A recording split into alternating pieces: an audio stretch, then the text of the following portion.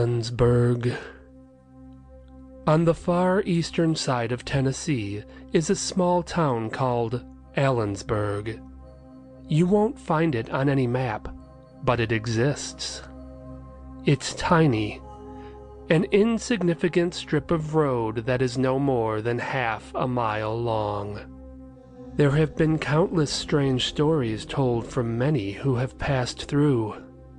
The following are 5 of the creepiest experiences people claim to have had after making the mistake of traveling through Allensburg. The photographer. I'm a 33-year-old female. I'm also a photographer, and one of the things I love to do when traveling is explore any roads that have an off-the-beaten-path feel to them. On this day, I turned down a lengthy road that was canopied by thick shade trees. After a few moments, I noticed a sign ahead and slowed to read it. The sign was ancient, probably from the 1940s.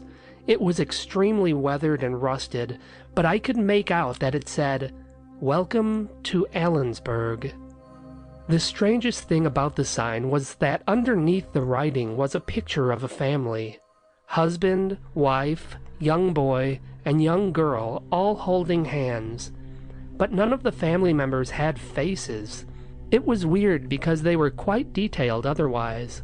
The males had buttons on their shirts and laces on their shoes. The little girl had bows in her hair, and the mother had waves in her hair.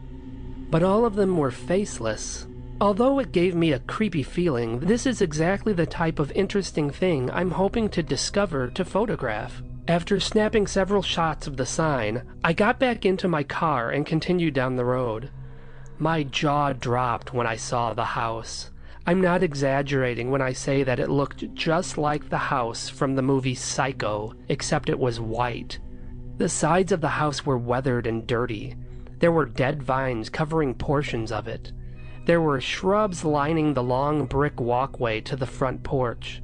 At least it appeared to be a brick walkway. It was difficult to tell because the shrubs clearly had not been trimmed in some time and were overwhelming the walkway. Across the street from the psycho-ish house was a huge 3-story cornflower blue farmhouse. I could see rusty silos in the distance behind it.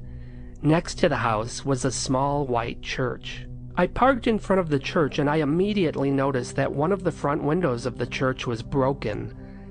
I got out of the car, approached the church, and peered in through the break in the window.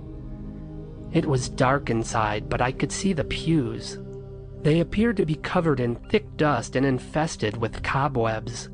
I tried to snap a few pictures of the inside, but it was too dark within to get a good picture, so I turned my attention to the sinister white house. As I took pictures, I realized how oddly quiet this town was. I didn't hear anything. No birds chirping, no clicking of insects, no children playing, and no dogs barking. There was an extreme eeriness to the place, and at this point I just wanted to snap a few more pictures and get out of there.